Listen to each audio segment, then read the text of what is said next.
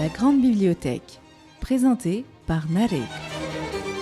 Bonjour à tous et bienvenue dans un nouveau numéro de la Grande Bibliothèque. Depuis 1991 et jusqu'au 11 septembre 2001, les États-Unis étaient en position de disposer de la totalité des attributs de la puissance, et c'est pourquoi Hubert Védrine a avancé le concept de l'hyperpuissance américaine. Toutefois, le poids grandissant de la Chine dans les domaines militaires et économiques laisse plutôt entrevoir le retour d'un affrontement bipolaire, cependant moins probable compte tenu d'une véritable recomposition du monde avec l'Union européenne, les BRICS, les pétromonarchies et même des associations et des entreprises intergouvernementales. Dans ces conditions, la notion de puissance nationale apparaît bousculée par la mondialisation contemporaine. De même, la puissance des États est également affaiblie par le rôle de premier plan d'acteurs transnationaux comme des entreprises et les GAFAM. En parallèle, la manifestation de la puissance s'illustre aujourd'hui par l'invasion russe en Ukraine. Déjà au XIXe siècle, le tsar Alexandre Ier affirmait que la Russie n'a que deux alliés, sa flotte et son armée, mais aussi par d'autres acteurs comme l'Iran, le Pakistan, l'Inde ou encore l'État d'Israël dans le Moyen-Orient. Alors pour mieux comprendre la notion de puissance, hier comme aujourd'hui, nous recevons Frédéric Ancel. Bonjour. Bonjour. Vous êtes géopolitologue, professeur des relations internationales et de sciences politiques à la Paris School of Business, maître de conférences à Sciences Po Paris, et vous publiez récemment Les Voies de la puissance, lauréat du prix du livre de géopolitique en 2022, où vous proposez un constat de la puissance dans le monde. Alors pour commencer, au regard des nombreuses crises politiques que nous traversons, comment définissez-vous la puissance en géopolitique et en géostratégie ? Quelle différence justement entre hier et aujourd'hui ? Oula, alors écoutez, c'est la capacité de faire faire, d'empêcher de faire et de refuser de faire. Ça, c'est la définition sûre. Je pense que tout tourne autour de cela. Alors tout est bien évidemment relatif, donc personne n'a, aucune puissance n'a jamais eu la possibilité de tout faire, empêcher de faire et refuser de faire. Si vous voulez, la triade, donc les trois éléments constitutifs pour moi de la puissance depuis la haute antiquité, et c'est ce qui permet donc de faire, empêcher de faire et refuser de faire. Les trois éléments constitutifs sont la force armée, une force armée crédible, qui reste dominante par rapport au soft power, ça j'en suis tout à fait convaincu. C'est la diplomatie, un réseau diplomatique puissant, solide, crédible, bien formé, et puisque les diplomates mettent en musique, mettent en valeur ce que les soldats ont réussi ou n'ont pas réussi à faire sur le terrain. Et enfin, un pôle d'ingénierie commerçante, c'est-à-dire une capacité technique, technologique toujours plus importante, qui permet à la fois d'être plus indépendant, y compris vis-à-vis de ses alliés. Vous avez évoqué le cas d'Israël. Israël vis-à-vis des États-Unis aujourd'hui est un État beaucoup plus fort dans le tandem de ses deux amis, puisque sur le plan technologique, les Israéliens fulgurent en quelque sorte, et la possibilité d'exporter ces produits qu'on a créés chez soi, ou ces services qu'on a créés chez soi. Ça, c'est quelque chose qui me paraît extrêmement important. Si vous voulez, vous me demandez ce qui relève du changement, ou quels sont les attributs de puissance qui ont changé. Là, on a affaire aux fondamentaux. La conjugaison de ces trois fondamentaux, elle est, j'allais presque dire, perpétuelle. Maintenant, techniquement, tactiquement, on a affaire à des nouveautés. Alors c'est évidemment le cyberespace. Dans la guerre conventionnelle, et hélas, l'armée arménienne en a fait la très très douloureuse expérience, et aujourd'hui d'ailleurs, quelque part l'armée russe, en 2020 et aujourd'hui en 2022, les drones. Bon, mais si vous voulez, tout cela n'est que tactique et technique, mais philosophiquement, l'art de la guerre, en quelque sorte, comme l'appelait le chinois Sun Tzu, n'a pas réellement changé. Je ne vous dirais pas qu'il y a aujourd'hui une vraie révolution dans les attributs de la puissance par rapport au 19e, au 1er ou au moins 12e siècle. Je n'y crois absolument pas. Regardez même du point de vue du soft power, ou en tout cas le soft power à la guerre qu'on appelle la propagande. Très franchement, je ne trouve pas la propagande russe aujourd'hui extrêmement subtile en Ukraine, c'est même le moins qu'on puisse dire. Bon, c'est pas, si vous voulez, Ramsès II, après la bataille de Kadesh, avait déjà exprimé sur des bas-reliefs, et fait graver sur des bas-reliefs une propagande qui, franchement, était sans doute meilleure que celle des Russes aujourd'hui. Donc ça, c'est un panorama global. Après, on pourrait rentrer dans les détails, mais je pense que réellement, si un État aujourd'hui, parlons pour l'instant des États, c'est-à-dire de ces acteurs qui, me semble-t-il, détiennent depuis au moins les traités de Westphalie du XVIIe et qui détiendront encore, j'en fais le pari dans mon livre, les attributs principaux de la puissance. Donc gageons donc que les États disposant de la triade que je vous ai dit sont des États potentiellement très puissants, mais que les États qui sont dépourvus d'un seul de ces trois attributs ne peuvent pas prétendre à la puissance. Et alors par ailleurs, vous parlez de la puissance, la Russie semble perdre le contrôle militaire et politique du terrain ukrainien. Pensez-vous que c'est le cas après s'être retirée de la région de Kiev, la capitale du pays? Pensez-vous, comme l'affirme le journal La Croix ou d'autres journaux français et américains, que la Russie est en train de s'enliser? Et si oui, comment peut-on expliquer cette incapacité de la deuxième armée du monde à s'imposer rapidement, efficacement? D'abord parce que c'est la deuxième armée du monde, parce que vous voulez bien le dire. C'est-à-dire que, certes, l'armée russe dispose d'atouts, enfin dispose de jokers ou de rois et d'as, pour filer la métaphore du joueur de cartes, si vous voulez, mais c'est une cote mal taillée. C'est-à-dire que l'armée russe demeure aujourd'hui excessivement puissante, mais simplement dans trois domaines. Le premier est totalement inutilisable, c'est l'arme atomique. La Russie dispose de 6000 têtes nucléaires. Ah, évidemment, c'est une grande puissance. Bon, enfin, ça leur fait une belle jambe aux Russes de pouvoir anéantir l'Ukraine. Ça n'a strictement aucun sens. Bon. Donc vous avez une deuxième dimension, c'est l'avionique.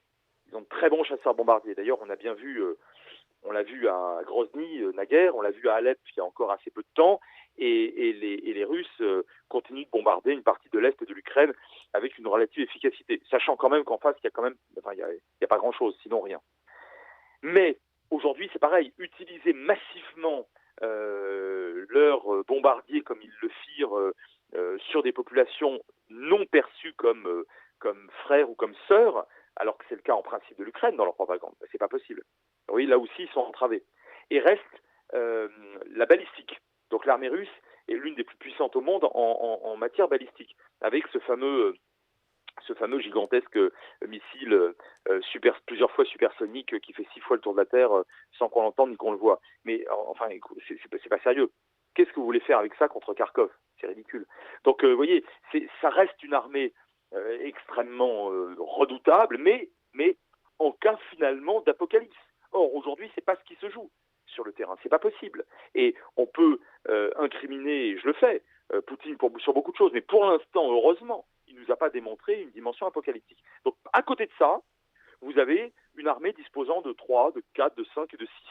Toujours pour filer la métaphore du jeu de cartes.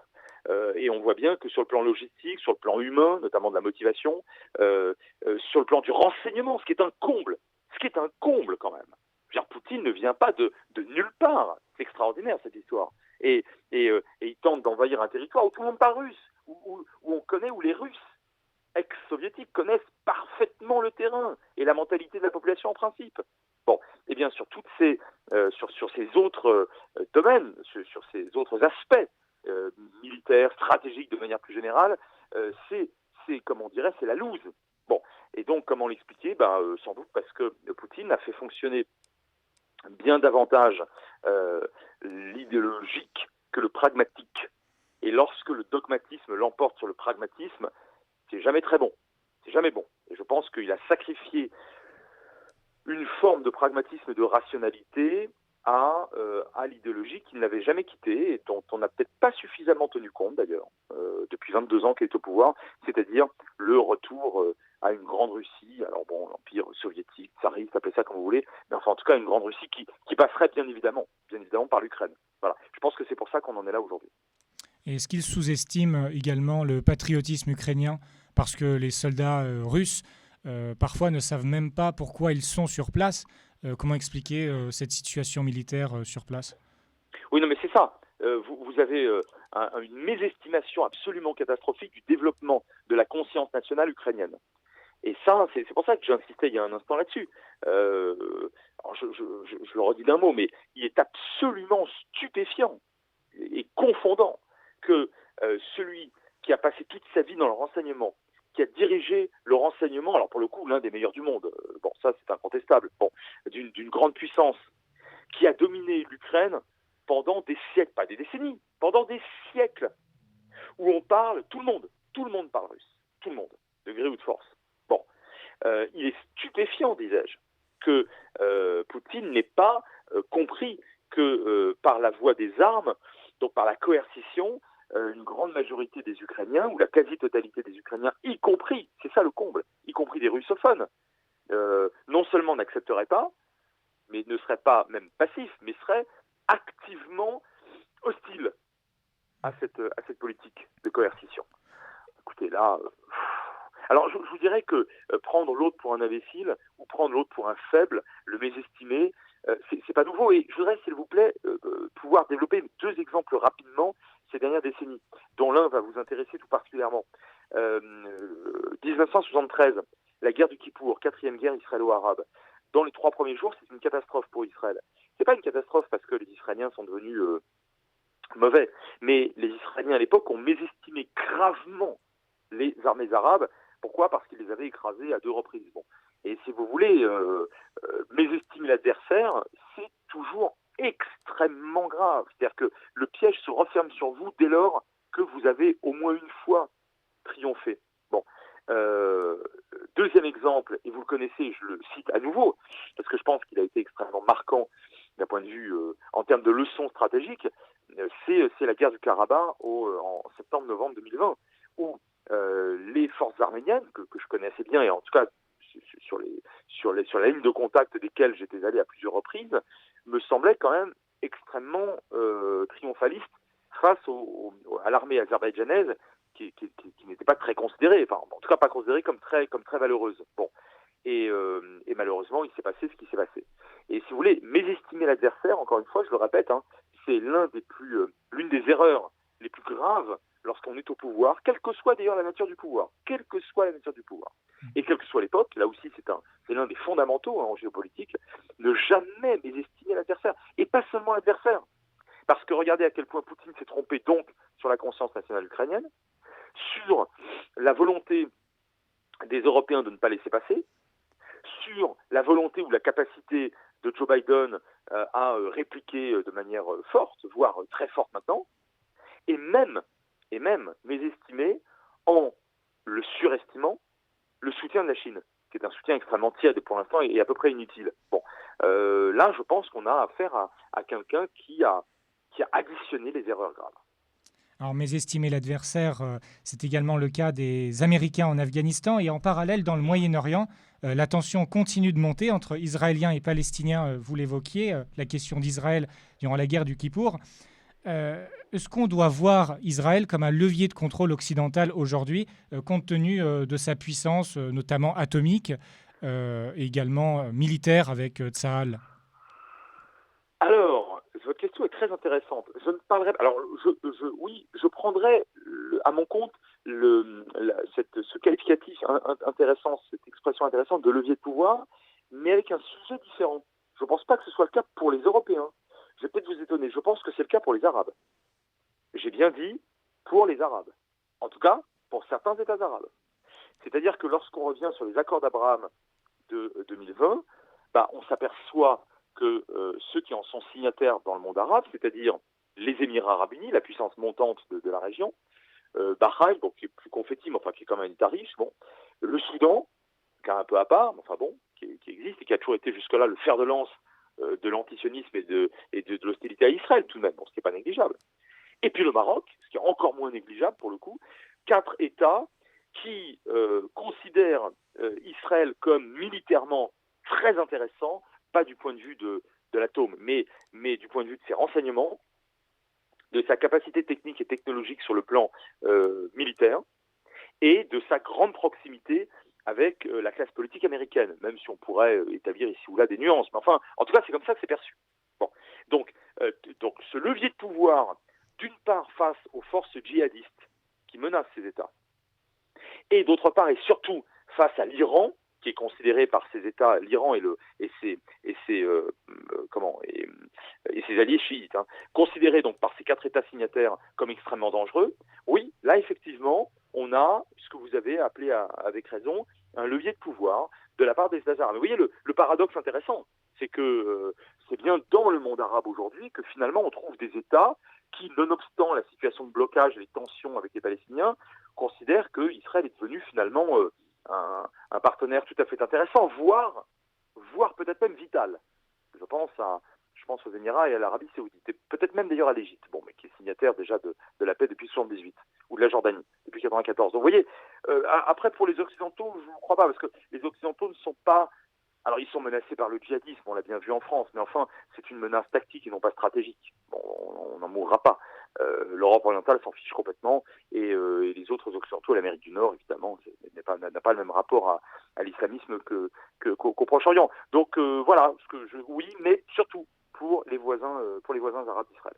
Et ajoutons à cela le conflit indo-pakistanais, qui est assez similaire au conflit israélo-palestinien, peut-on craindre une montée des tensions entre ces deux puissances nucléaires et démographiques ? Alors, là, vous touchez du doigt le cauchemar géopolitique principal.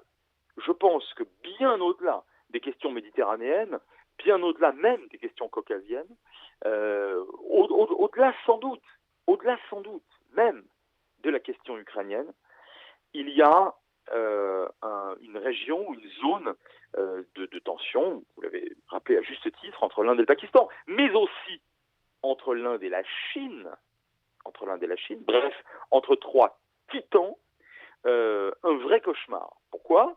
Parce que, alors je ne sais pas si on peut le lier au conflit israélo-palestinien, où on trouvera sûrement, l'exercice en tout cas est astucieux, on pourrait trouver des similitudes, mais ce que je sais, c'est que je parle de titans parce qu'on a affaire à trois puissances, un, nucléarisées, deux, extrêmement peuplées, trois, extrêmement déterminées, quatre, disposant chacune de relais stratégiques et diplomatiques très importants parmi les autres grandes puissances, et je pense notamment aux États-Unis.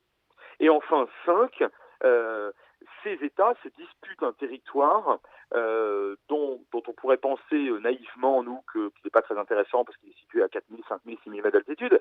Mais après tout, fondamentalement, pour quelqu'un qui n'est pas arménien, le Karabakh, géographiquement, c'est pas très passionnant. Mais mon maître en géopolitique, Yves Lacoste, rappellerait, le dit depuis 1975, la géographie, ça sert d'abord à faire la guerre. Et même si, a priori pour l'instant, le Cachemire ne recèle pas de quantité de gaz naturel ou de pétrole très importante, et en fait pour l'instant pas, c'est pas le problème. C'est quand même un territoire très disputé, d'abord parce qu'il y a de l'eau, beaucoup d'eau, et les sources de grands fleuves passent par cette région, surtout si on y ajoute l'ouest du Tibet, le plus haut plateau du monde, et puis de l'identité ou de l'identitaire si vous préférez, d'où la détermination de ces trois États. Donc oui, on peut malheureusement craindre une montée de tension avec un faux paradoxe réjouissant, prenez ça comme une bonne nouvelle, c'est que la dissuasion, et notamment la dissuasion nucléaire, joue à plein. Il y avait déjà eu une guerre entre l'Inde et le Pakistan, une guerre ouverte, en 62, mais à l'époque, aucun de ces deux pays ne disposait de la bombe. Et regardez ce qui s'est passé il y a 1 an et demi, presque 2 ans. Il y a eu des bagarres extrêmement dures, avec des blessés, peut-être même des morts entre l'Inde et la Chine dans cette région. Et on n'a pas ouvert le feu. L'ouverture du feu a été interdite. Donc ils se sont battus au coup de poing, au taser, à la barre de fer. Alors tout ça étant moins dangereux, parce qu'on sait très bien que si on ouvre le feu, on peut aller jusqu'au feu nucléaire. Donc vous voyez, c'est tellement dangereux que pour l'instant, heureusement, on a eu affaire à des régimes relativement pragmatiques, en tout cas, qui ne veulent pas basculer dans le gouffre apocalyptique de la guerre atomique, et qui donc, du fait de cette dangerosité, n'ouvrent pas le feu lorsqu'ils sont en conflit. C'est intéressant quand même. Oui, c'est le meilleur visage de la dissuasion. Et alors, la question de la puissance s'est également posée lors de la dernière guerre dans le Haut-Karabakh que vous évoquiez, et la défaite de l'Arménie, alors que l'Arménie veut rouvrir progressivement ses frontières avec ses voisins et négocie un accord pour renoncer à la souveraineté du Haut-Karabakh. Comment expliquez-vous cette politique ambiguë du gouvernement arménien et quelles sont les conséquences possibles ou à attendre ? Alors, ça c'est un sujet extrêmement délicat, complexe comme d'autres, mais celui-ci est complexe aussi en tout cas. Vous avez plusieurs paramètres. D'abord, je pense que le peuple arménien, et peut-être au-delà, quand je dis le peuple arménien, non seulement les habitants de la République d'Arménie, mais une grande partie de la diaspora arménienne, n'acceptera pas, je peux tout à fait me tromper, mais n'acceptera pas l'idée d'abandonner tout ou partie du Karabakh. L'Artsakh, c'est quelque chose de très... C'est un point nodal identitaire très fondamental. Sur le plan militaire, un tiers a été perdu, un tiers important a été perdu. Je pense que cela sera considéré un peu à la manière d'une espèce d'horizon bleu des Vosges, qui est un concept très intéressant et qui d'ailleurs a parfaitement existé, comme vous le savez. Donc la ligne bleue des Vosges, vous voyez, on peut éventuellement considérer qu'il faut y penser toujours, n'en parler jamais, mais on peut aussi considérer que ça sera l'objectif un jour ou l'autre, en termes de réappropriation territoriale, et qu'il faut se réarmer moralement ou militairement pour un jour le récupérer. Je pense que ça va jouer. Si ça ne joue pas d'ores et déjà d'ailleurs. De l'autre côté azerbaïdjanais, que je connais un petit peu aussi, on n'y renoncera pas. On n'y renoncera pas. Non seulement on n'y renoncera pas, mais on considère qu'on n'a pas terminé en réalité la guerre et qu'il faut récupérer l'intégralité de cette, outre les districts qui ont été récupérés, ils sont montagneux et à peu près inhabités, mais le nord du Karabakh. Donc je pense que non seulement à Bakou, on n'abandonnera pas cette idée, mais je pense qu'on n'abandonnera pas l'idée, et à Ankara non plus, surtout pas à Ankara d'ailleurs, d'établir une jonction, la fameuse jonction au sud du corridor de Megri, sur l'Arax. Et de ce point de vue-là, je pense que la guerre n'est pas terminée. Une bataille a été menée de 91 à 94, une autre bataille a été menée en 2020. Je pense que la guerre n'est pas terminée. Et il ne faut évidemment pas confondre l'épisode d'une guerre qui est une bataille et la guerre de manière générale. Si on ajoute à cela que la Russie ne laissera vraisemblablement pas l'un des deux adversaires s'effondrer tout à fait, mais qu'en même temps cette Russie manifeste de très très graves problèmes, on l'a dit tout à l'heure, ailleurs, et sera de toute façon, politiquement et militairement affaiblie, quoi qu'il arrive dorénavant, avec l'aventure ukrainienne, ça vous donne un véritable imbroglio. Alors maintenant, pour ce qui concerne les prochaines semaines et les prochains mois, je pense que tout ce qu'on peut espérer, c'est l'aboutissement, alors sous l'égide de qui, j'en sais strictement rien, parce que Conseil de sécurité, il faudrait encore que les Russes acceptent de ne pas faire leur mauvaise tête. Sous l'égide de la Turquie, c'est strictement impossible, et juge et arbitre, évidemment. Mais enfin, en tout cas, il faudrait qu'on puisse déjà stabiliser la ligne de cessez-le-feu de façon à pouvoir reconstruire. Ça serait déjà pas mal, ce qui n'est pas le cas encore aujourd'hui. Il y a une pression azerbaïdjanaise aujourd'hui qui fait que pour l'instant, ce n'est pas encore possible. Voilà. Simplement, je vous dirais, pour conclure avec ça, parce que je ne suis pas du tout je ne suis pas devin, je ne suis pas prophète, mais pour conclure avec ça, moi qui ai beaucoup travaillé sur, comme vous le savez, c'est l'amitié de le rappeler tout à l'heure, sur le Proche-Orient, plus précisément sur Israël, et ma thèse portait sur Jérusalem, et mon habilitation à diriger des recherches aussi, sur la nation Proche-Orient, et sur Israël en particulier au départ. Je sais qu'il faut toujours observer les conflits sur les temps longs, cher à Fernand Braudel. Les temps longs, voire très longs. Le peuple juif s'est réapproprié sa souveraineté sur tout ou partie de ce qu'il considère comme étant sa terre après 19 siècles d'absence de souveraineté. Et cela en quelques décennies. C'est juste pour vous dire, pour vous donner un exemple chimiquement pur, qu'en réalité tout peut toujours se passer en géopolitique et que la ténacité, l'opiniâtreté, la quête des trois éléments constitutifs de la puissance que j'évoquais tout à l'heure peuvent toujours renverser une situation qui n'est jamais définitivement figée. Eh bien, je vous remercie, Frédéric Ancel, d'avoir répondu à nos questions. Je rappelle que vous êtes l'auteur des Voix de la puissance, lauréat du prix du livre de géopolitique en 2022. Vous êtes géopolitologue et professeur des relations internationales et de sciences politiques. Merci beaucoup. Merci à vous. Narek dépoussière les étagères de sa grande bibliothèque et vous présente les pages d'histoire et de littérature dans sa chronique sur les ondes de Radio Arménie.